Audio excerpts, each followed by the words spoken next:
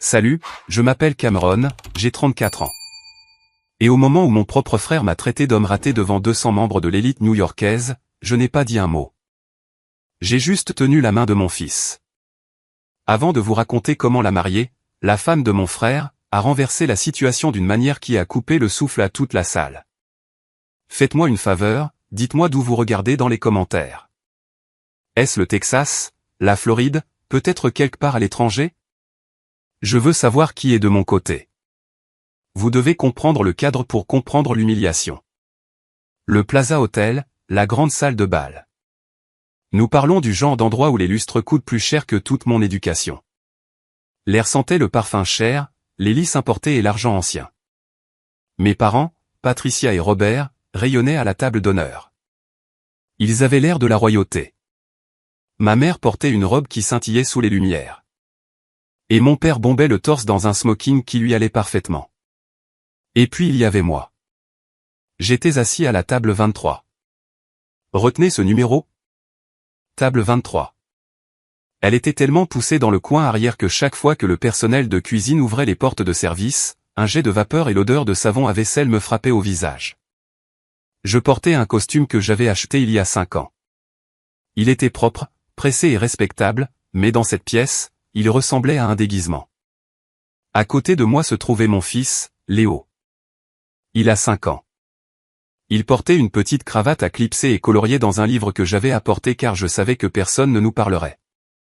Le tintement d'une fourchette contre un verre en cristal a fait taire la pièce. Mon frère Julien s'est levé. C'était le marié, l'enfant en or. Il avait l'air d'être sorti d'un magazine, cheveux lissés en arrière, un costume Tom Ford qui coûtait probablement $10 000, et ce sourire narquois emblématique qui avait hanté toute ma vie.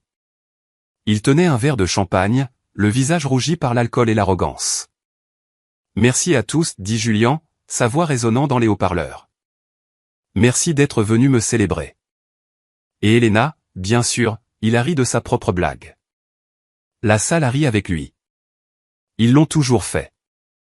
Vous savez, en regardant cette pièce, en voyant le succès, le pouvoir, la beauté, ça me rappelle ce qui compte. L'excellence. La victoire. Il a pris une gorgée, ses yeux scrutant la foule jusqu'à ce qu'il se pose sur le coin sombre où j'étais assis. Et puis, continua-t-il, son ton passant à cette fausse sympathie que je connaissais si bien. Il y a mon frère, Cameron. Le projecteur s'est tourné. Il m'a aveuglé. J'ai instinctivement mis une main sur les yeux de Léo pour le protéger. 200 têtes se sont tournées. J'ai senti la chaleur monter dans mon cou. Cameron, lève-toi. Qu'il te voie, ordonna Julien. Je n'ai pas bougé. Je l'ai juste regardé. Oh, il est timide. Julien a ri. Voyez, les amis, Cameron est un cas spécial. C'est ce que nous appelons une maison à rénover dans le secteur immobilier. Mais certaines choses ne peuvent tout simplement pas être réparées. Un murmure de rire a parcouru la pièce. Mon père a couvert sa bouche, ses épaules tremblant. Il ne toussait pas. Il gloussait. Mon frère est le seul homme que je connaisse qui s'est fait larguer parce qu'il n'était pas assez homme pour garder une femme intéressée. Julien bafouilla légèrement, appréciant le public. Un père célibataire, seul, fauché, bricolant avec de la graisse et de vieilles pièces pendant que je conclus des affaires et mène l'avenir. C'est une histoire édifiante. Vraiment? Mon estomac se serra. J'ai regardé Léo. Il avait arrêté de colorier. Il leva les yeux vers moi avec ses grands yeux innocents. Papa, murmura Léo. Pourquoi l'oncle Julien dit-il que tu es fauché? J'ai serré sa main. C'est juste une histoire, mon pote. Ignore-le. Mais Julien n'avait pas fini. L'honnêteté est la meilleure politique, n'est-ce pas? Mon frère est un père célibataire. Abandonné parce qu'il n'était pas assez homme. C'est triste. Mais bon, au moins l'un de nous a rendu maman et papa fiers. Il leva son verre vers nos parents. Ma mère, Patricia, se pencha vers le microphone qui était installé à la table d'honneur pour les discours ultérieurs. Elle ne me regarda pas. Elle regarda la foule, souriant comme un requin. C'est un investissement raté, gazouilla-t-elle. Mais nous l'aimons quand même, n'est-ce pas? Même s'il est une radiation. La salle éclata. Ce n'était plus un rire poli. C'était un rugissement.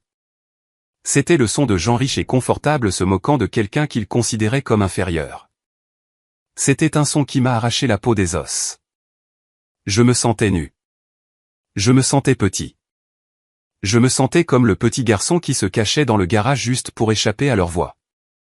J'ai commencé à me lever, non pas pour faire une scène, mais pour partir.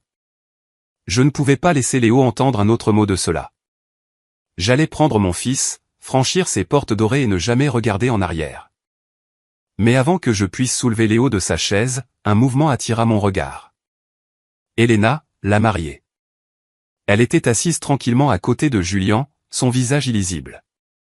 Elle était belle, d'une intelligence terrifiante, et venait d'une famille qui avait de l'argent quand ma famille était encore en train de comprendre comment l'écrire. Elle s'est levée. Elle ne s'est pas levée doucement. Elle s'est levée avec force. Sa chaise a raclé bruyamment sur le sol de marbre. Un son dur qui a traversé le rire. Elle a tendu la main et a pris le microphone de la main de Julien. Elle ne l'a pas attrapé agressivement. Elle l'a juste pris comme une mère prend un jouet dangereux d'un tout petit. Elena. Julien cligna des yeux, confus. Babe, je n'avais pas fini. J'en venais juste à la partie sur son camion. Elena l'ignora. Elle regarda la foule. La pièce devint silencieuse. Le rire s'éteignit dans la gorge des gens. Il y avait quelque chose dans sa posture, quelque chose de froid et de dangereux qui disait à tout le monde que cela ne faisait pas partie du script. Elle regarda mes parents. Puis elle regarda Julien. Enfin, ses yeux me trouvèrent dans le coin arrière. Son expression s'adoucit pendant une fraction de seconde avant de durcir à nouveau comme un diamant. « Tu trouves ça drôle ?» demanda-t-elle. Sa voix n'était pas forte, mais elle était d'une clarté cristalline. « Tu trouves ça drôle d'humilier un homme bon ?» Mon père a arrêté de glousser. Le sourire de ma mère a vacillé. « Julien. » Elle se tourna vers son mari depuis 2 heures. « Tu viens de traiter ton frère d'homme raté. Tu l'as appelé un investissement brisé. C'est juste un roast, Elena. Détends-toi. » Julien ricana, tendant la main vers son vin. Non, dit-elle. Un roast est pour les gens que tu respectes. Ça. C'était une confession. Elle fit un pas en arrière, créant une distance entre elle et Julien. Je pense qu'il est temps que tout le monde connaisse la vérité sur les investissements de cette famille. Je pense qu'il est temps qu'il sache qui est réellement le propriétaire de cette Ferrari dont tu te vantes toute la semaine. Le visage de Julien devint pâle. Une véritable panique vacilla dans ses yeux. Elena, arrête. Pas maintenant. Et je pense, continua-t-elle, sa voix montant. Il est temps que ta mère explique à tout le monde ici pourquoi le fils de Cameron n'ira pas à l'université. Le silence dans la pièce était lourd, suffocant. On aurait pu entendre une épingle tomber. Mon cœur battait la chamade contre mes côtes. Je n'avais aucune idée de ce qu'elle allait faire. Mais je savais une chose avec certitude. Le mariage était terminé. La guerre venait de commencer. Mais pour comprendre pourquoi Elena a fait ça, pour comprendre pourquoi une étrangère brûlerait son propre mariage pour un homme qu'elle connaissait à peine, il faut revenir en arrière. Il faut comprendre les 34 ans de silence qui ont mené à ce moment. Grandir dans le foyer Ingram, c'était comme vivre dans un théâtre où j'étais machiniste et Julien était la star. Nous n'avions que 2 ans d'écart, mais la distance entre nous se mesurait en années-lumière. Mon père, Robert, était un homme qui vénérait les apparences. Il croyait que le succès n'était réel que si l'on pouvait l'exhiber. Ma mère, Patricia, était son parfait homologue. Elle considérait ses enfants non pas comme des êtres humains, mais comme des accessoires.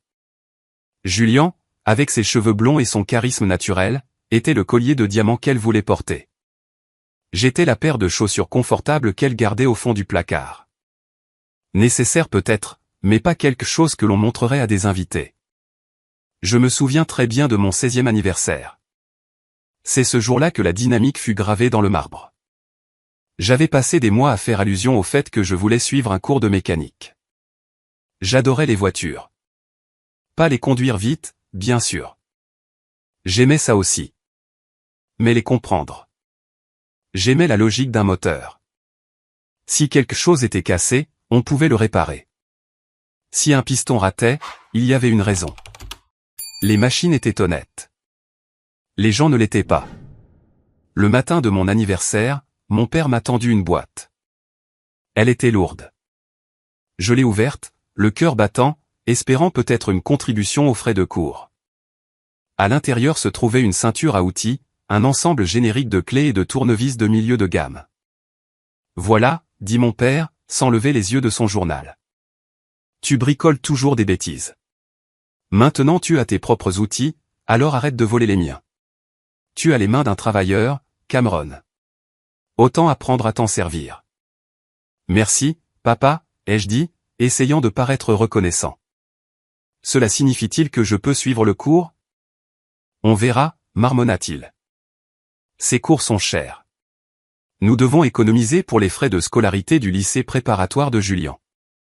2 ans plus tard, Julian a eu 16 ans. J'étais dans l'allée en train de changer l'huile de ma berline cabossée quand un camion à plateau s'est arrêté. Sur le plateau était posée une toute nouvelle Porsche 911, argentée, étincelante. Elle était magnifique. Mes parents sont sortis en courant de la maison, appareil photo à la main. Julian est sorti, bâillant, l'air ennuyé. « Joyeux anniversaire, mon fils !» Ma mère a crié, en le serrant dans ses bras. « Elle est parfaite pour toi. Une voiture pour un futur PDG. » Julian a fait le tour de la voiture, a donné un coup de pied dans les pneus et a haussé les épaules. « Je voulais la noire, maman, mais celle-ci est bien. » J'ai essuyé la graisse de mes mains sur un chiffon, debout dans l'ombre du garage. Mon père s'est approché de moi, me tapant la main sur l'épaule. « Ne sois pas si jaloux, Cam. Julian a besoin d'une voiture qui corresponde à son image. Toi. Eh bien, tu es bon avec les vieilles choses. Ça te va bien. » C'était le récit. Julian était l'avenir. J'étais laide. J'ai porté ce récit dans mon mariage. J'ai rencontré Vanessa quand j'avais 24 ans. Elle était belle, vibrante, et elle semblait aimer que je sois habile de mes mains. J'ai construit nos meubles. J'ai réparé sa voiture. Je travaillais 14 heures par jour dans un atelier de restauration, rentrant à la maison avec de l'huile sous les ongles et un salaire décent mais pas riche. Mais le poison des ingrammes s'est infiltré. Mes parents venaient dîner et passaient tout leur temps à parler des affaires immobilières de Julian. Julian vendait des condos de luxe. Julian était en vacances à Saint-Tropez. Julian sortait avec des mannequins. Cameron travaille si dur, disait ma mère en soupirant en regardant mon petit appartement. C'est dommage qu'il n'ait pas l'ambition de Julian. Vanessa, ma chère, tu ne souhaiterais pas qu'il porte un costume au travail? Vanessa a commencé à changer. Elle a commencé à me regarder différemment. Quand je rentrais fatigué, elle ne voyait pas un mari travailleur. Elle voyait un homme qui ne gagnait pas. Puis vint le divorce. Je suis rentré tôt un jour pour la surprendre. Je l'ai trouvée en train de faire sa valise. « Je ne peux plus faire ça, Cameron », a-t-elle dit. Elle n'avait même pas l'air triste. Elle avait l'air ennuyée. « Je suis fatigué de compter les coupons. Je suis fatigué de l'odeur d'essence sur tes vêtements. Je travaille pour posséder l'atelier, Vanessa, ai-je supplié. Nous construisons quelque chose. Tu construis. J'attends. » Elle a claqué. Julian m'a présenté quelqu'un. Quelqu'un qui sait vivre. J'ai regardé par la fenêtre. Une Ferrari rouge était au ralenti sur le trottoir. Je connaissais le chauffeur. C'était Marcus, un des compagnons de boisson de Julian. Tu me quittes pour Marcus, ai-je demandé, ma voix creuse. Il me traite comme un prix, Cameron. Tu me traites comme un projet. Elle est partie.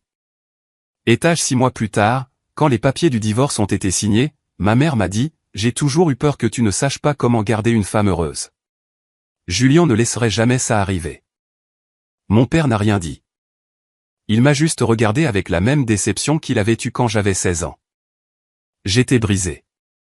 J'étais un père célibataire avec un garçon d'1 an, Léo. Je n'avais rien d'autre que mes outils et mon fils. Alors, je me suis plongé dans la seule chose qui ne m'a jamais trahi, mon travail. J'ai arrêté de parler de ce que je faisais. J'ai arrêté de chercher leur validation. J'ai juste travaillé. j'ai déménagé dans un autre atelier, un endroit spécialisé haut de gamme qui s'occupait de restauration de plusieurs millions de dollars. Je suis devenu un fantôme dans ma propre famille, apparaissant aux vacances pour être ignoré, puis repartant. Puis Julian a rencontré Elena. La première fois que Julian a amené Elena dîner chez mes parents, c'était le cirque habituel. Ma mère avait fait préparer un repas de 4 plats. Julian faisait la cour, racontant des histoires exagérées sur une affaire qu'il avait conclue. J'étais dans la cuisine. Le robinet fuyait et ma mère m'avait dit sèchement de me rendre utile avant le dîner. J'étais sous l'évier en train de serrer une vanne pendant qu'il riait dans la salle à manger. Je suis sorti de sous l'évier en m'essuyant les mains pour trouver une femme debout là. Elle tenait une assiette de nourriture. J'ai pensé que vous pourriez avoir faim, a-t-elle dit. Sa voix était calme, intelligente. Je vais bien, ai-je dit sur la défensive. Je ne suis que le plombier aujourd'hui, apparemment. Elle a souri. Ce n'était pas un sourire de pitié. C'était un sourire de reconnaissance. Je suis Elena. Vous devez être Cameron, celui qui sait vraiment comment les choses fonctionnent. J'ai pris l'assiette. Et vous devez être le nouveau public du Julian Show. Elle a ri. Un son authentique. Quelque chose comme ça. Votre fils, Léo, est dans le salon en train de lire un livre sur les dinosaures. Il est très articulé pour 5 ans. C'est la meilleure chose que j'ai jamais faite, ai-je dit, baissant ma garde. Il a vos yeux, dit-elle doucement. Des yeux gentils.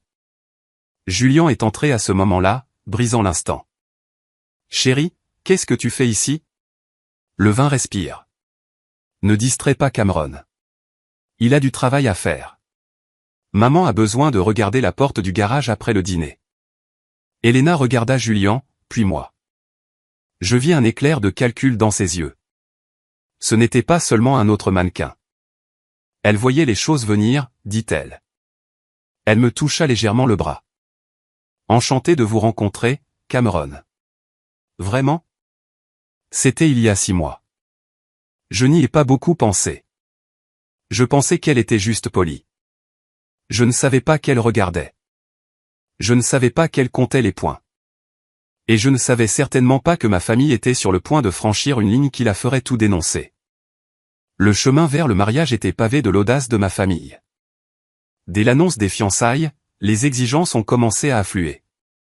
Il ne suffisait pas que je sois censé y assister. Je devais servir. 3 semaines avant le grand jour, l'invitation est arrivée dans ma boîte aux lettres. Ce n'était pas le carton épais de couleur crème avec des feuilles d'or que je voyais sur la cheminée de ma mère. C'était une carte plus petite et plus fragile, clairement issue de la pile de rejet. Cameron un gramme plus invité, strictement un enfant, attribution de table zone D, au l'arrière, puis manuscrit à l'encre rouge en bas, de la main de ma mère, veuillez vous assurer que Léo est silencieux. Nous filmons. J'ai regardé l'invitation. Zone D. Ils zonaient leur propre famille. Mon téléphone a sonné. C'était Julian. Il n'a pas dit bonjour. Il ne l'a jamais fait. Cam, j'ai besoin d'un service, dit-il, sa voix pressante et exigeante. J'ai besoin d'une voiture pour la fuite. Le loueur a foiré ma réservation pour la Rolls. D'accord, ai-je dit en mettant le téléphone sur haut-parleur pendant que je préparais un sandwich à Léo. Que veux-tu que je fasse? Appelle Hertz. Ne sois pas insolent. Je sais que tu travailles dans ce magasin chic maintenant. Je sais que ton patron a des relations. Procure-moi une Rolls-Royce Phantom. Vintage blanche si possible, mais je me contenterai d'un modèle 2023. J'ai arrêté d'étaler le beurre de cacahuète. Julian, ce sont des voitures de clients. Je ne peux pas simplement emprunter un véhicule d'un demi-million de dollars pour ton mariage. Pourquoi pas? Tu les conduis, n'est-ce pas? Je les essaie après les avoir réparés. Je ne les emmène pas à des fêtes. C'est non professionnel et, franchement, c'est illégal. Mon Dieu, tu es tellement égoïste. Julian gémit. C'est mon jour de mariage, Cameron. Le plus grand jour de ma vie. Tu ne peux pas tirer une seule ficelle. Je parie que tu es juste jaloux. Tu ne veux pas que j'ai une sortie meilleure que la tienne dans ta Honda rouillée. Je ne risque pas mon travail pour que tu aies l'air cool pendant 5 minutes sur Instagram, ai-je dit fermement. Bien, peu importe. Ne sois juste pas en retard et porte quelque chose de décent. Maman dit que ton costume gris a l'air d'avoir été acheté dans un salon funéraire. Il a raccroché. J'ai regardé Léo, qui mangeait joyeusement son sandwich. J'ai ravalé ma colère. Je me suis dit que j'y allais pour Léo. Il avait besoin de voir sa famille, même si elle était imparfaite. Mais le vrai coup est venu 2 jours plus tard. Je suis allé à la banque. J'économisais $50 par semaine pour le fonds d'études de Léo depuis le jour de sa naissance. Ce n'était pas grand-chose, mais c'était constant. C'était dans un compte de dépôt que mon père m'avait aidé à ouvrir il y a des années parce qu'à l'époque, mon crédit était détruit par le divorce. Mon père était techniquement co-signataire du compte. Je me suis approché de la guichetière, une gentille dame nommée Madame Gable qui me connaissait. « Bonjour, Madame Gable. Je veux déposer ce chèque, » ai-je dit, glissant mon salaire des heures supplémentaires sur le comptoir. Elle a tapé sur son ordinateur, puis a froncé les sourcils. Elle a tapé à nouveau. Elle a retiré ses lunettes et m'a regardé avec inquiétude. « Cameron, êtes-vous ici pour fermer le compte ?» demanda-t-elle. « Quoi ? Non, je dépose. Mais il n'y a rien ici. Le solde est à 0. Le monde s'est arrêté. C'est impossible. Il devrait y avoir presque $12 000 là-dedans. Il y a eu un retrait hier, dit-elle, tournant l'écran pour que je puisse voir. Virement électronique autorisé par le co-signataire, Robert Ingram. J'ai eu l'impression d'avoir reçu un coup de poing dans la gorge. Mes genoux ont flanché et j'ai dû m'accrocher au comptoir. $12 000. C'était de l'argent du sang. C'était chaque heure supplémentaire, chaque déjeuner sauté, chaque sacrifice que j'avais fait pendant 5 ans. Je suis allé directement chez mes parents. Je n'ai pas appelé. J'ai fait irruption. Ma mère et mon père étaient dans le salon entourés d'arrangements floraux discutant des centres de table. « Où est-il » ai-je demandé, ma voix tremblante. Mon père a levé les yeux, surpris. « Cameron, qu'est-ce qui ne va pas ?» Le fonds d'études de Léo. Vous l'avez vidé. Pourquoi ? Ma mère a soupiré, posant un échantillon de tissu. Elle avait l'air ennuyée, pas coupable. Oh, Cameron, ne sois pas dramatique. Nous ne l'avons pas volé. Nous l'avons emprunté. Emprunté ? C'est l'avenir de mon fils. Nous manquions de fonds pour la compte du Plaza, a-t-elle expliqué comme si elle parlait à un enfant lent. Les prix ont augmenté à la dernière minute et les liquidités de Julien sont immobilisées dans ses investissements. Nous ne pouvions pas perdre le lieu. Ce serait un désastre. Alors, vous avez volé votre petit-fils de 5 ans pour payer une fête ? Ai-je crié. Baisse la voix. Mon père a claqué, se levant. C'est un prêt. Julien va conclure une affaire massive le mois prochain. Il le remboursera en double. Tu devrais être heureux d'aider ton frère à s'établir. Il conduit une Porsche, papa. Il porte des costumes à $1000. S'il est si riche, pourquoi a-t-il besoin de l'argent de mon fils ?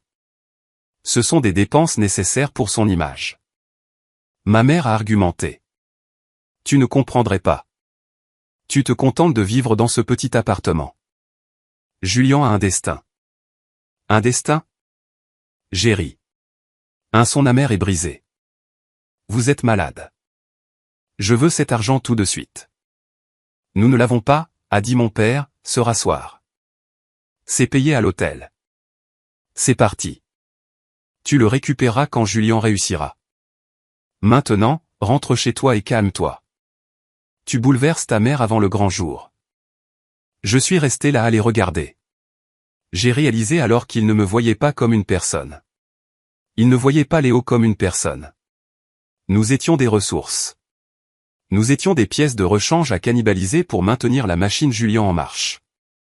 Je ne viens pas, ai-je dit doucement. Je ne viens pas au mariage. Les yeux de ma mère se plissèrent. Tu viendras. Tu n'humilieras pas cette famille en étant absent. Les gens parleront. Si tu ne te montres pas, ne t'attends plus jamais à nous revoir. Et ne t'attends à aucune aide quand tu échoueras inévitablement. Je suis parti. Je me suis assis dans mon camion et j'ai crié jusqu'à ce que ma gorge saigne. Je n'allais pas y aller. J'en avais fini. Mais cette nuit-là, j'ai reçu un SMS. Ce n'était pas de ma famille. C'était d'un numéro inconnu. Je sais pour le compte. Je suis désolé. Veuillez venir au mariage. Croyez-moi, Elena. J'ai regardé l'écran. Pourquoi me voudrait-elle là? Faisait-elle partie du complot? Était-elle juste une autre manipulatrice ingrate? Mais ensuite, je me suis souvenu de ses yeux dans la cuisine. Des yeux gentils. J'ai regardé Léo dormir dans son lit. Ils avaient pris son argent. Ils avaient pris son grand-père. Ils avaient essayé de lui enlever sa dignité. Si je n'y allais pas, je me cachais. Si je n'y allais pas, je les laissais gagner. D'accord, ai-je murmuré à la pièce vide. J'irai. Je ne savais pas que j'allais tomber dans un piège. Je ne savais juste pas pour qui le piège était tendu. Le matin du mariage, le ciel était d'un bleu éclatant et moqueur. J'ai habillé Léo de son petit costume bleu marine. Il était adorable, tournant sur lui-même et demandant s'il y aurait du gâteau. Beaucoup de gâteaux, mon pote. Ai-je promis, en nouant ma propre cravate. Je me suis regardé dans le miroir. Mon costume était gris, un peu serré aux épaules à cause du travail physique que je faisais dernièrement. Ce n'était pas un smoking. Je ne pouvais pas me permettre d'en louer un car mon compte en banque était vide. J'avais l'air décent, mais je n'avais pas l'air riche. Nous avons roulé jusqu'à la plaza. Je n'avais pas de voiture de luxe, alors j'ai conduit mon Ford F-150. C'est un bon camion, fiable.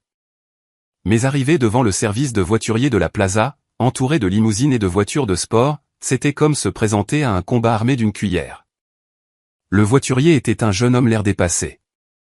Il a ricané en voyant mon camion. L'entrée de livraison est par derrière, a-t-il dit en me faisant signe. Je suis un invité, ai-je dit en lui tendant les clés. Cameron Ingram, frère du marié. Il a regardé le camion, puis moi, puis la liste d'invités sur son pupitre. Il a ricané. D'accord. Désolé, monsieur. Nous le garons quelque part à l'écart. J'ai pris la main de Léo et j'ai monté le grand escalier. L'opulence était suffocante. Feuilles d'or, marbre, velours. C'était magnifique, mais ça semblait froid. Nous sommes entrés dans la salle de réception. C'était une mer de cravates noires et de robes de créateur. J'ai repéré ma tante Sarah immédiatement. C'était la sœur de ma mère, mais elle ne lui ressemblait en rien. Elle m'a fait signe, son visage s'illuminant, mais avant qu'elle ne puisse venir. Ma mère l'a interceptée. J'ai vu ma mère murmurer quelque chose et le visage de tante Sarah s'est effondré. Elle m'a regardé avec des yeux tristes et s'est détournée. Il m'isolait même dans une pièce de 200 personnes. Viens, Léo, ai-je dit. Trouvons notre table. Nous avons dépassé la table d'honneur, les tables VIP, les amis de la famille. Nous avons continué à marcher. Enfin, nous avons atteint le mur du fond. Table 23. C'était exactement ce que je craignais. Elle était nichée derrière un grand pilier décoratif. À ma droite se trouvaient les portes battantes de la cuisine. Toutes les 10 secondes, claquements, sifflements. Des serveurs se précipitaient avec des plateaux d'amuse-gueule. À ma gauche se trouvait la sortie de secours. La table n'avait pas de centre de table, juste quelques fleurs en plastique dans un petit vase. Les autres invités à la table étaient des gens avec lesquels mes parents ne savaient manifestement pas quoi faire, une voisine âgée malentendante, un cousin éloigné qui venait de sortir de cure de désintoxication, et l'assistant du photographe de mariage qui faisait une pause. C'est la table des enfants, a demandé Léo en montant sur sa chaise. En quelque sorte, ai-je dit. C'est la table spéciale. Je me suis assis, le dos au mur. J'avais une vue dégagée sur la pièce, mais la pièce ne pouvait pas vraiment me voir.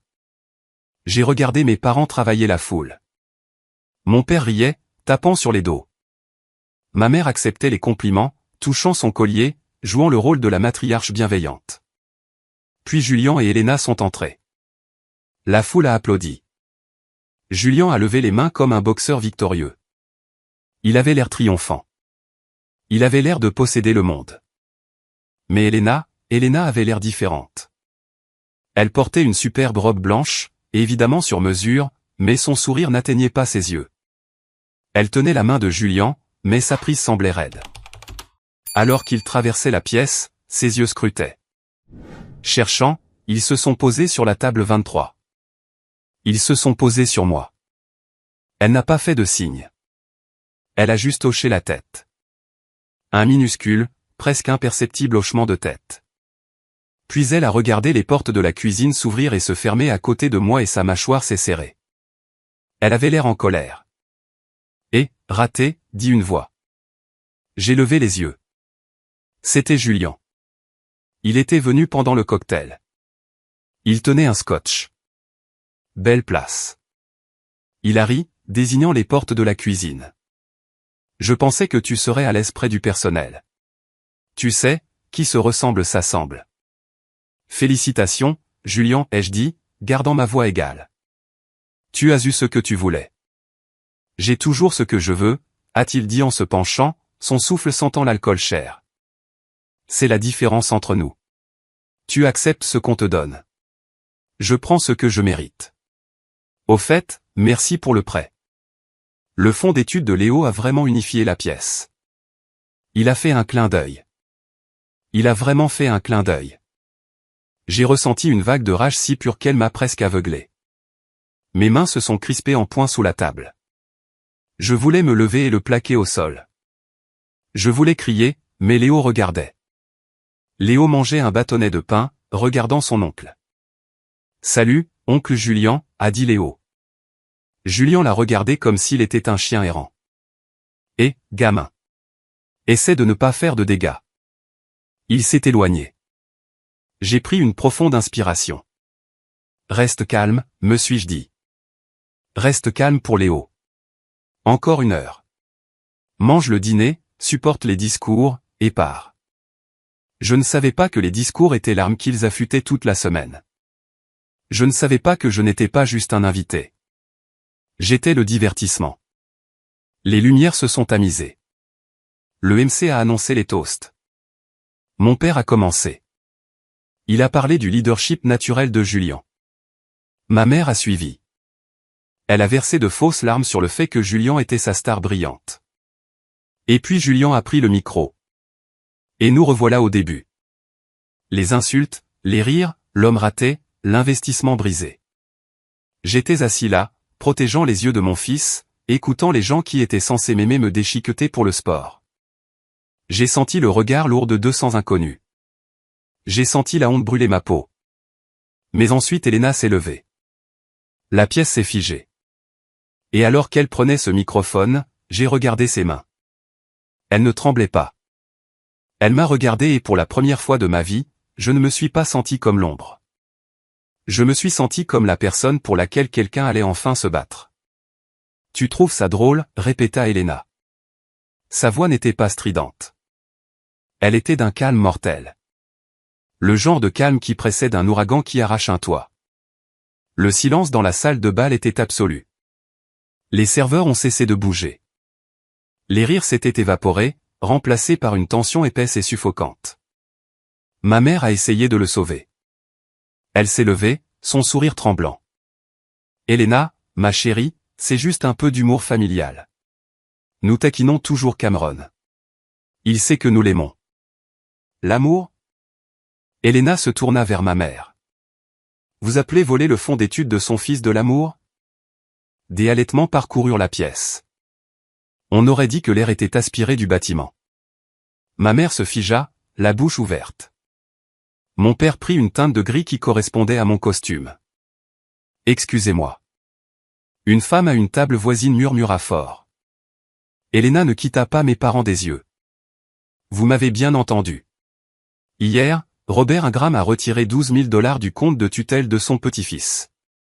De l'argent que Cameron a économisé pendant 5 ans, 50 $ par semaine, en réparant des voitures jusqu'à ce que ses mains saignent. Vous avez pris cet argent pour payer le mur de fleurs derrière vous parce que vous étiez en sursis budgétaire. C'est un mensonge. » Mon père balbutia, mais sa voix craqua. Il avait l'air coupable comme le péché. « J'ai vu le virement bancaire, Robert, » dit Elena. « J'ai vu le dépôt sur le compte du lieu. Mon nom est également sur le contrat. Vous vous souvenez ? » Elle se tourna vers Julien. Il la fixait, les yeux écarquillés, l'air d'un cerf pris dans les phares. « Et vous » dit-elle, sa voix dégoulinante de mépris. Le grand homme d'affaires, le clôtureur. « Parlons de vos actifs, voulez-vous » Elle pointa un doigt manucuré vers les immenses baies vitrées qui donnaient sur le cercle des voituriers. Tout le monde a parlé de la Ferrari California Spider Vintage de 1961 garée devant. Julien vous a tous dit qu'il l'avait achetée le mois dernier avec sa prime, n'est-ce pas? Des têtes ont hoché. Des gens ont murmuré. Cette voiture avait fait parler d'elle pendant le cocktail. Il ne l'a pas achetée. Elena dit qu'il n'avait même pas le score de crédit pour acheter les pneus. Cette voiture appartient à un client de l'atelier Prestige Restoration Shop. Elle descendit de la petite estrade et commença à se diriger vers ma table. La foule s'écarta devant elle comme la mer Rouge. Elle marcha droit vers moi.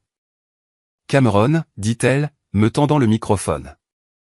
Dites-leur qui a restauré cette voiture. Je me suis levé. Mes jambes étaient lourdes, mais ma tête était claire. J'ai regardé Julien. Il rapetissait. Il avait l'air petit. C'est moi, ai-je dit. Ma voix était rouillée, mais elle devint plus forte. J'ai passé 6 mois sur cette voiture. J'ai reconstruit le moteur V12 à la main. J'ai trouvé le cuir en Italie, je l'ai peinte. Ce n'est pas la voiture de Julien. Elle appartient à Monsieur Sterling. Monsieur Sterling. Un homme au premier rang se leva. C'était Monsieur Sterling lui-même. C'était un milliardaire. Un homme avec lequel mon père essayait de nouer des contacts depuis des années. Je ne l'avais même pas vu là. C'est exact. Dit Monsieur Sterling, sa voix retentissant. Il me regarda, puis Julien. Cameron est le seul mécanicien en qui j'ai confiance pour ma collection. C'est un artiste, et s'il dit qu'il l'a construite, il l'a construite. Il se tourna vers mon père. Robert, vous m'avez dit que votre fils Cameron était au chômage. Vous m'avez dit que Julien était celui qui avait l'œil pour les classiques. Mon père balbutia, incapable de former des mots. Elena reprit le micro. Elle se tenait à côté de moi, sa main posée sur mon épaule. On aurait dit une armure. Cameron possède 30% de cet atelier. Elena annonça, c'est un associé. Ce n'est pas un homme raté. C'est un propriétaire d'entreprise prospère qui ne ressent pas le besoin de le faire savoir parce qu'il a quelque chose que vous n'avez aucun d'entre vous. Elle regarda Julien, les yeux pleins de pitié. L'intégrité. Julien claqua son verre. Ça suffit. Elena, tu fais une scène. Nous sommes mariés. Tu me mets dans l'embarras. Elena baissa les yeux vers sa main gauche. La bague en diamant scintillait sous le lustre. Lentement, délibérément, elle la glissa de son doigt. Non, Julien, dit-elle. Nous ne sommes pas mariés. Pas légalement. Julien cligna des yeux. Quoi? Je n'ai pas signé la licence de mariage ce matin.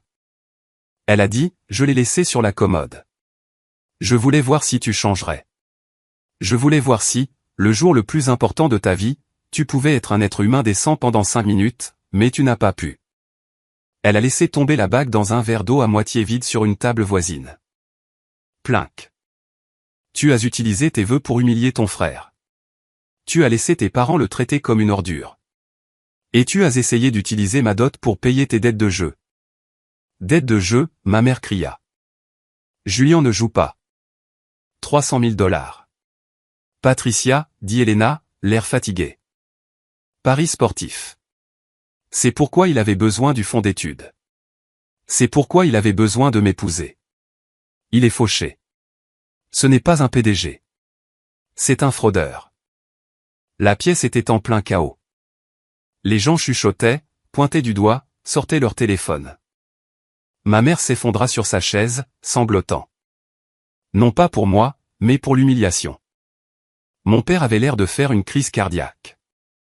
Mais Julien me regarda avec une haine pure. Tu as fait ça. Il siffla, me montrant du doigt. Tu l'as empoisonné contre moi. Espèce de petit mécanicien jaloux. Il se jeta sur moi. Je ne bronchais pas. Je ne reculais pas. Je m'avançai.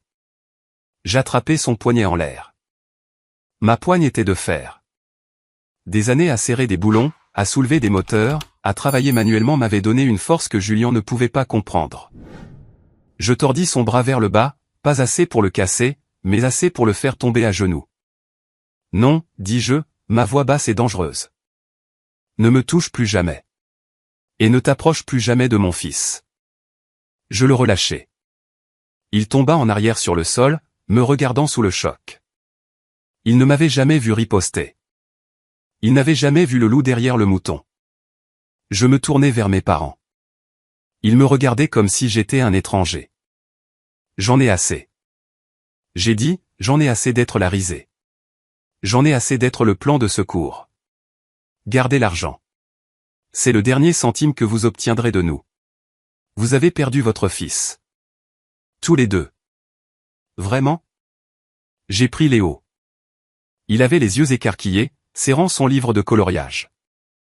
Viens, Léo, dis-je. Allons manger des pizzas. Des pizzas, demanda Léo, sa voix coupant la tension. Oui, les meilleures pizzas de New York. J'ai commencé à sortir. La foule s'écarta de nouveau, mais cette fois il n'y avait plus de rire. Il y avait du respect. Il y avait de l'admiration. Elena s'est mise à mon pas. Elle ne regardait pas les invités. Elle ne regardait pas sa belle-mère en larmes.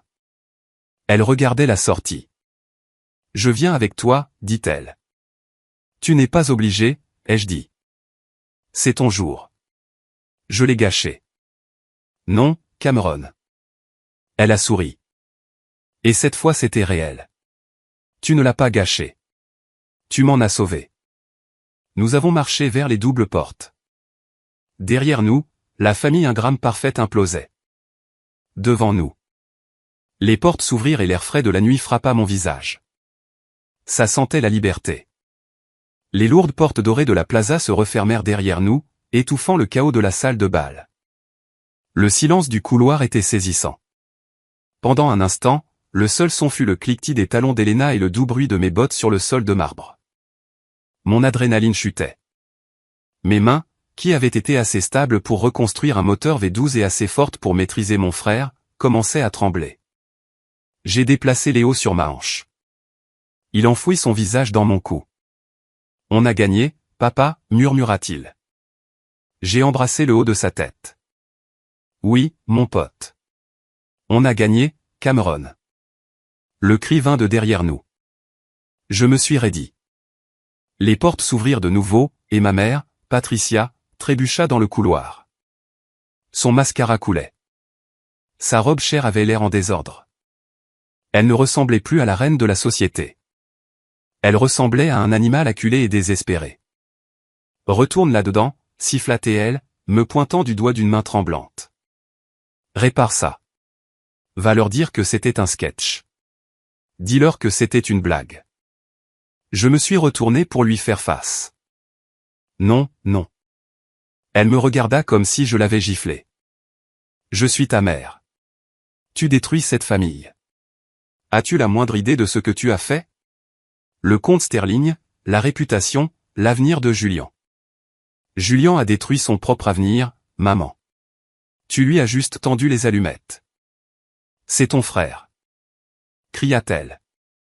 Tu es censé le soutenir. Tu es le fort. Tu peux le supporter. Pourquoi n'as-tu pas pu supporter la blague? Parce que ce n'était pas une blague, ai-je dit, ma voix calme. C'était de l'abus et j'ai fini de le payer. Elle regarda Elena, ses yeux se plissant en fente. Et toi? Espèce de petite ingrate. Nous t'avons accueilli. Nous avons dépensé une fortune pour ce mariage. Avec quel argent, Patricia, demanda Elena froidement. Celui de Cameron ou l'argent que Julian a emprunté à des usuriers. Ma mère tressaillit. Au fond d'elle, elle savait. Elle avait toujours su qui était Julian. Elle avait juste choisi de détourner le regard parce que le mensonge était plus joli que la vérité. Si tu pars maintenant, dit ma mère, sa voix tombant à un murmure venimeux. N'ose jamais revenir. Tu es morte pour nous. Je te retirerai du testament. Tu n'auras rien. J'ai ri. C'était un rire léger et sincère. Maman, regarde-moi. Regarde mon costume. Regarde mon camion. Je n'ai jamais voulu ton argent. Je voulais juste des parents. Je l'ai regardé une dernière fois. J'ai essayé de trouver de l'affection, des regrets. Il n'y avait rien, juste de la vanité et de la colère. Au revoir, Patricia. Ai-je dit, pas maman, Patricia. Je me suis retourné et je suis parti. Elle a crié autre chose, mais je n'ai pas écouté. J'ai traversé le hall, passant devant les touristes confus, et je suis sorti sur le trottoir. Le voiturier, le même gamin qui s'était moqué de moi plus tôt, se tenait là, l'air terrifié. À côté de lui se tenait une imposante Rolls-Royce Phantom blanche. Le moteur ronronnait. La porte arrière s'ouvrit. Un homme distingué et âgé en smoking sortit. C'était Arthur Mercey, le père d'Elena, un avocat légendaire de New York. Je me suis préparé. Je pensais qu'il allait me crier dessus pour avoir gâché le mariage de sa fille. Au lieu de cela, il passa devant moi et serra Elena dans ses bras. « Je suis fier de toi, ma chérie, dit-il. » Elena le serra en retour, laissant enfin quelques larmes couler. « Je suis désolé, papa. » La comte. « Au diable la comte, grogna Arthur. Je paierai le double pour te garder loin de cette sangsue. Il se tourna vers moi. Il me regarda de haut en bas, m'analysant avec des yeux qui avaient disséqué des PDG et des sénateurs. « Cameron, dit-il. » Il tendit la main. Je la serrai. « Monsieur Mercey, je suis désolé pour la scène. » « Ne le soyez pas. Le meilleur divertissement que j'ai eu depuis des années, dit-il sèchement. Puis son visage devint sérieux. Elena m'a parlé du fonds d'études. C'est du vol. Pur et simple. Je m'occupe des litiges d'entreprise, mais je vais faire une exception. Nous les poursuivrons. Nous récupérons chaque centime plus les intérêts plus les dommages moraux. Je ne peux pas me le permettre, monsieur, dis-je honnêtement. Arthur agita la main. Pro bono. Considérez-le comme un remerciement pour avoir sauvé ma fille d'une vie de misère. Il fouilla dans sa poche et en sortit une télécommande de voiture. Il la lança au voiturier. Amène le camion. Ma fille et son ami s'en vont. Le voiturier s'empressa. Attendez, dit Elena. Elle regarda la Rolls-Royce, puis mon F-150 cabossé que le voiturier faisait avancer. Papa, ramène la Rolls à la maison. Je vais manger des pizzas. Arthur leva un sourcil. Il me regarda, puis Elena. Un léger sourire joua sur ses lèvres. Pizza. Bon choix. Il monta dans la Rolls et partit. Je me tenais là, près de mon camion. Il semblait encore plus déplacé maintenant, garé à côté de la Ferrari que Julian avait prétendu être la sienne.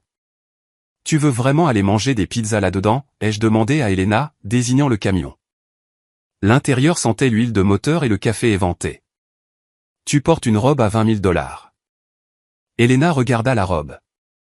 Elle tendit la main, attrapa l'ourlet de la jupe entulée en arracha un morceau. « Voilà, dit-elle en jetant le tissu dans une poubelle.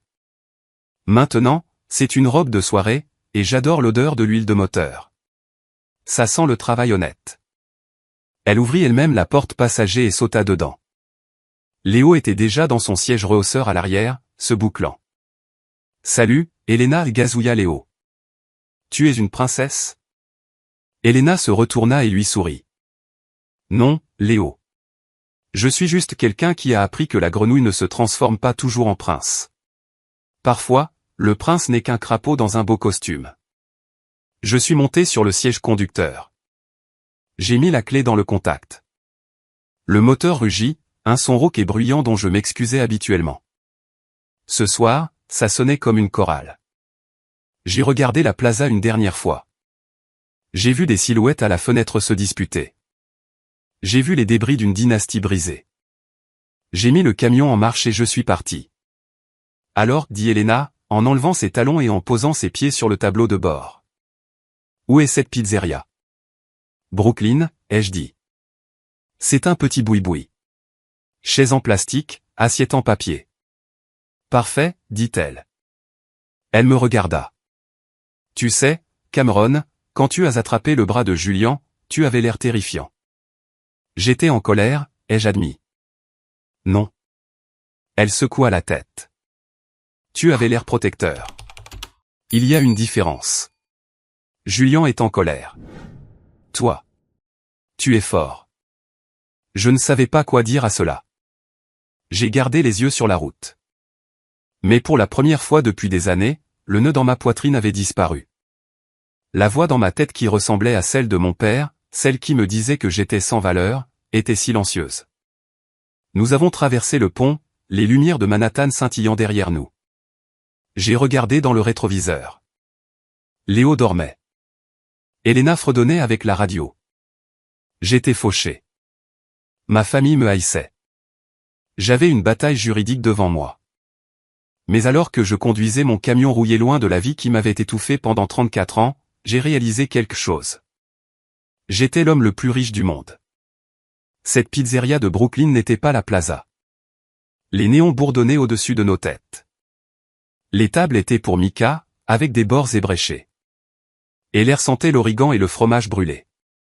Mais alors que je regardais Elena assise en face de moi, déchirant une part de pizza pepperoni tout en portant une robe de mariée déchirée à $20,000, j'ai réalisé que c'était le dîner le plus élégant auquel j'avais jamais assisté. Léo riait. Il avait de la sauce tomate sur le menton et il racontait à Elena l'histoire du Tyrannosaure Rex. Elle ne se contentait pas de hocher la tête poliment. Elle était impliquée. Elle lui a posé des questions sur la période du Crétacé. Elle lui a demandé si les bras du T-Rex étaient inutiles ou simplement mal compris. Je pense qu'ils étaient mal compris, dit Léo sérieusement. Comme le camion de papa. Il a l'air vieux, mais il est fort. Elena me regarda par-dessus sa part de pizza. Son maquillage était légèrement estompé, mais ses yeux étaient brillants. Il a raison. Tu sais, ton camion a plus de caractère dans une seule aile rouillée que Julien dans tout son corps. Nous avons mangé jusqu'à satiété. Nous avons bu du soda tiède dans des gobelets en plastique. Et pour la première fois de ma vie, je n'ai pas ressenti le poids écrasant de l'attente. Les conséquences ont commencé le lendemain matin. Je me suis réveillé dans mon petit appartement. Léo était blotti à côté de moi. J'ai pris mon téléphone et j'ai vu que j'avais 47 appels manqués.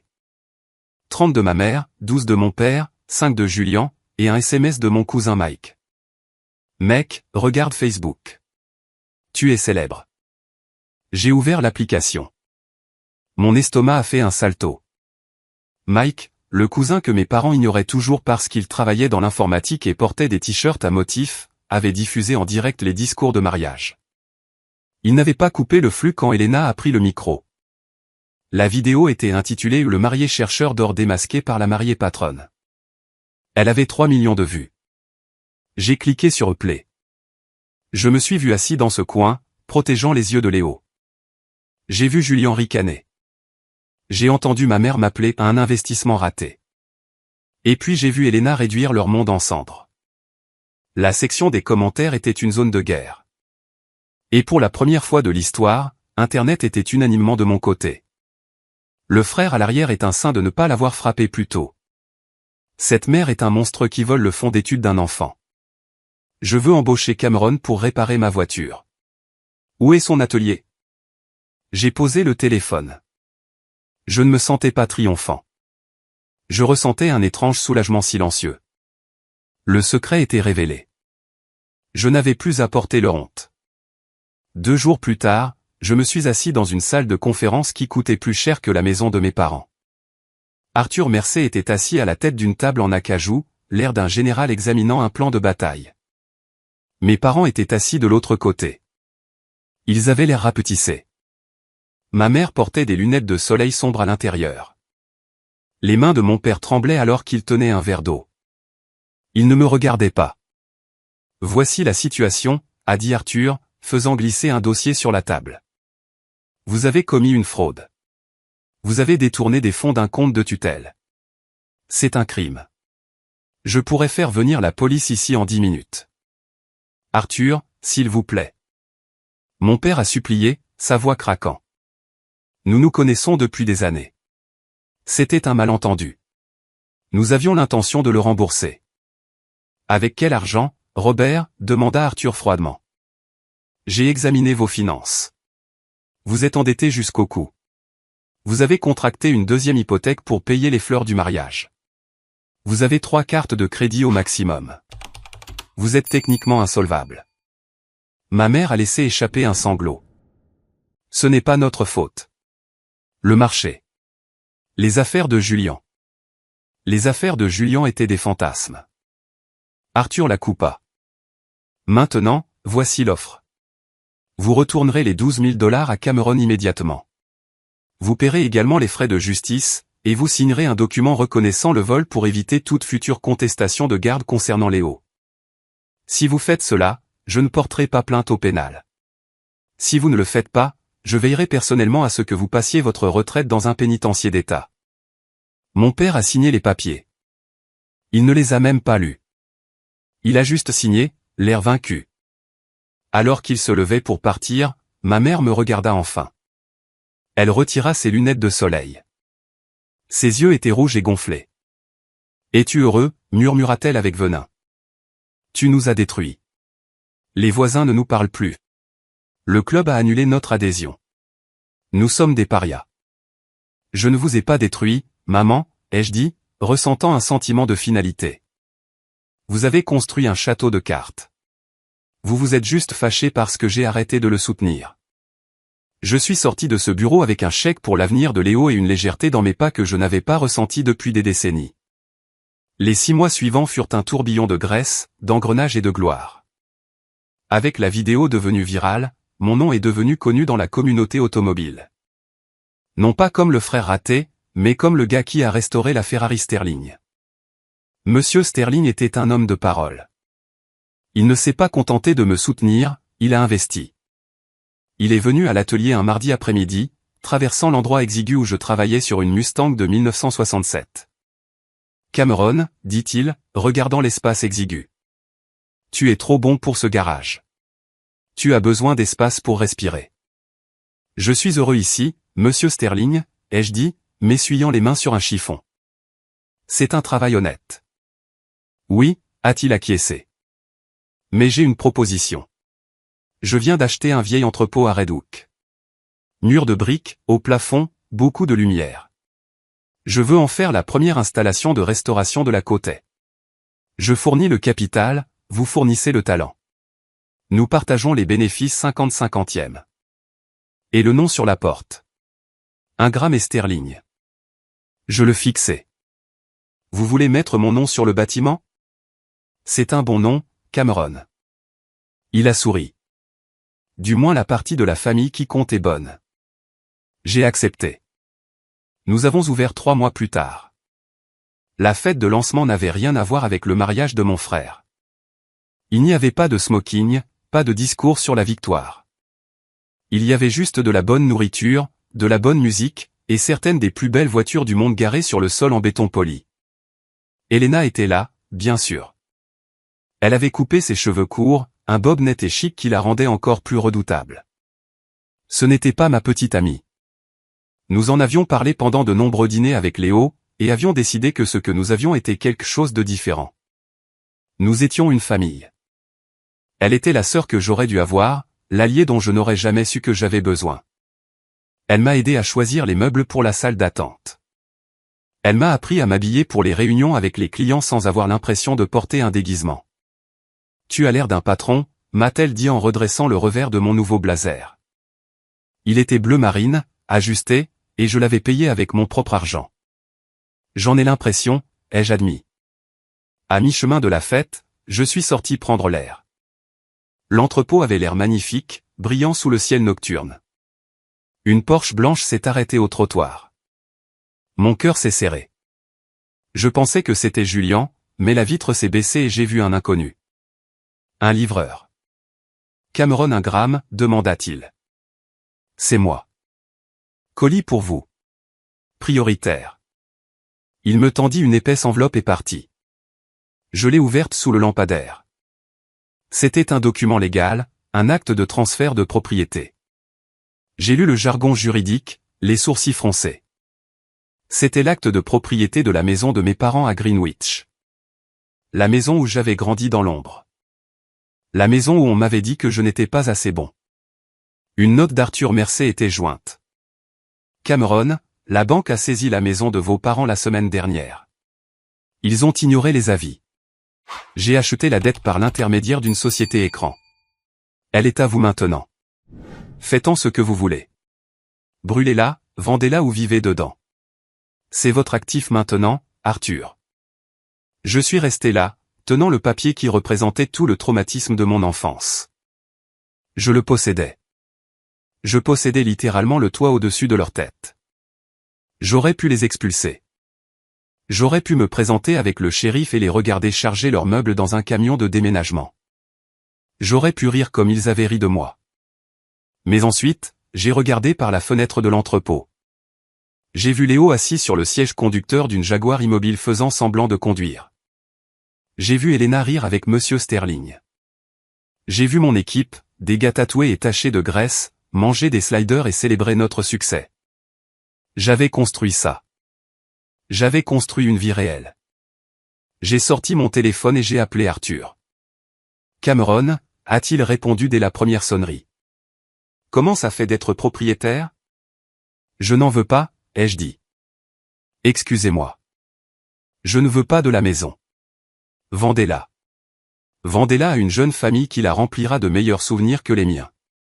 Prenez le produit de la vente et mettez-le dans une fiducie pour Léo. Et vos parents? Demanda Arthur, une pointe de respect dans sa voix. Ils y vivent toujours, squattant essentiellement. Donnez-leur 30 jours, ai-je dit. Ensuite, ils doivent partir, mais ne leur dites pas que c'est moi. Laissez-les penser que c'était juste la banque. Je ne veux pas de leur gratitude, et je n'ai pas besoin de leur colère. Je veux juste être libre. Vous êtes un homme meilleur que moi, mon garçon. Dit Arthur, considérez que c'est fait. J'ai raccroché. J'ai déchiré l'acte en deux et l'ai jeté à la poubelle. Ce n'était que du papier. Mon véritable héritage était à l'intérieur, faisant semblant de conduire une Jaguar. Quelques semaines plus tard, j'ai appris par la rumeur aux tantes Sarah, qui avait enfin eu le courage de m'appeler au ce qui était arrivé aux autres. Julien avait été renvoyé de son cabinet immobilier. Apparemment, les clients n'aiment pas confier leurs millions à un homme devenu un mème mondial pour être un fraudeur. Il travaillait dans une agence de location de voitures près de l'aéroport, louant les mêmes voitures de luxe qu'il prétendait posséder. Il vivait dans un studio avec 2 colocataires. Mes parents avaient déménagé dans un petit condo en Floride, une communauté de retraités où personne ne savait qui étaient les ingrats. Ils avaient perdu leur statut, leurs amis et leur maison.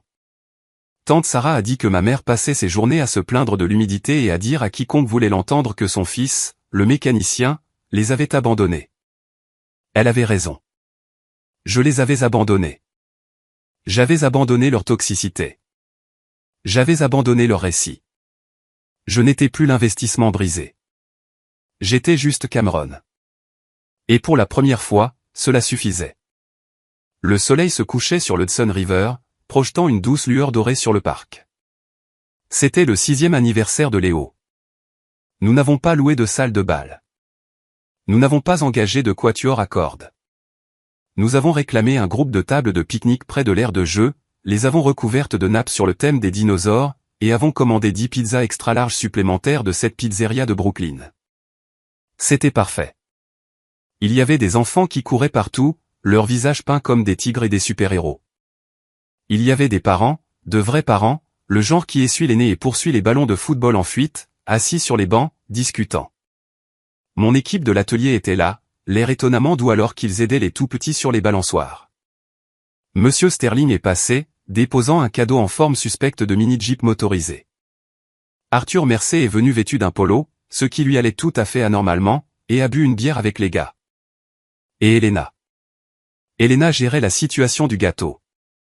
Elle allumait les bougies sur un gâteau qui ressemblait à un volcan. D'accord, tout le monde, a-t-elle crié, sa voix perçant le bruit. Rassemblez-vous. C'est l'heure du garçon d'anniversaire.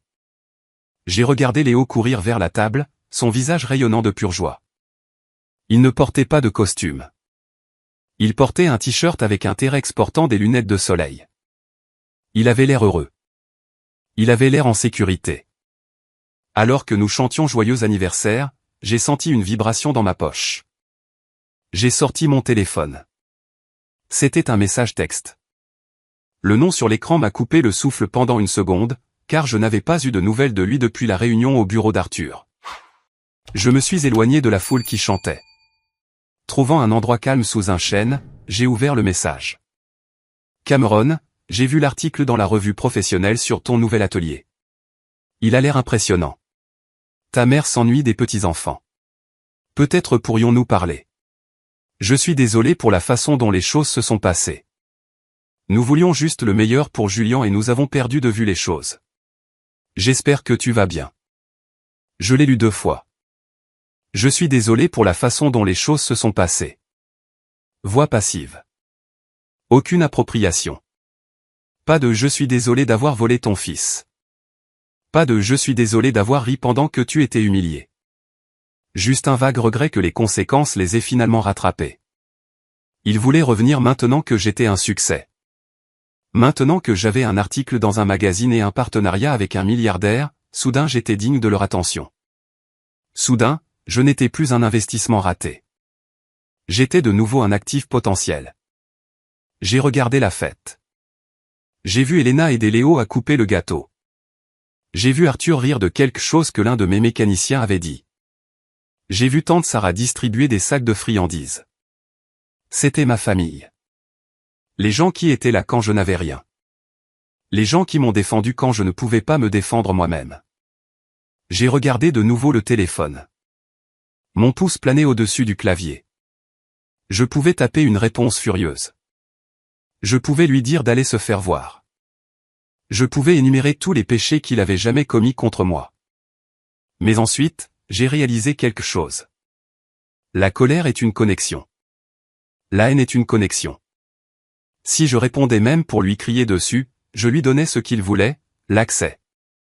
Je n'avais pas besoin de lui dire que c'était un mauvais père. Il savait que je n'avais pas besoin de prouver que j'étais un homme bon. Je savais. J'ai appuyé sur le bouton sur le côté du téléphone. L'écran est devenu noir. Puis je suis allé dans les paramètres et j'ai bloqué le numéro. J'ai remis le téléphone dans ma poche. Je me suis senti plus léger. Papa. Gâteau. Léo a crié, agitant une assiette en papier pleine de glaçage au chocolat. J'arrive, mon pote. J'ai rappelé. Je suis retourné vers la lumière, vers les rires, vers la vie que j'avais construite de mes propres mains. Être un homme, ce n'est pas la voiture que tu conduis ou le costume que tu portes. Ce n'est pas combien de personnes te craignent ou combien d'argent tu peux prétendre avoir. Être un homme, c'est se montrer. C'est protéger les gens qui dépendent de toi. C'est avoir la force de s'éloigner des gens qui te blessent, même s'ils partagent ton sang. Et surtout, c'est briser le cycle. Léo ne saura jamais ce que ça fait d'être l'enfant de rechange. Il ne saura jamais ce que ça fait d'avoir sa valeur mesurée en dollars. Il grandira en sachant qu'il est assez tel qu'il est. J'ai pris l'assiette de gâteau de mon fils. Il m'a souri, une trace de chocolat sur le nez. Fais un vœu, papa, dit Léo, même si c'était son anniversaire. Je n'en ai pas besoin. J'ai souri. En regardant ma famille imparfaite, belle et choisie. J'avais déjà tout ce que je voulais.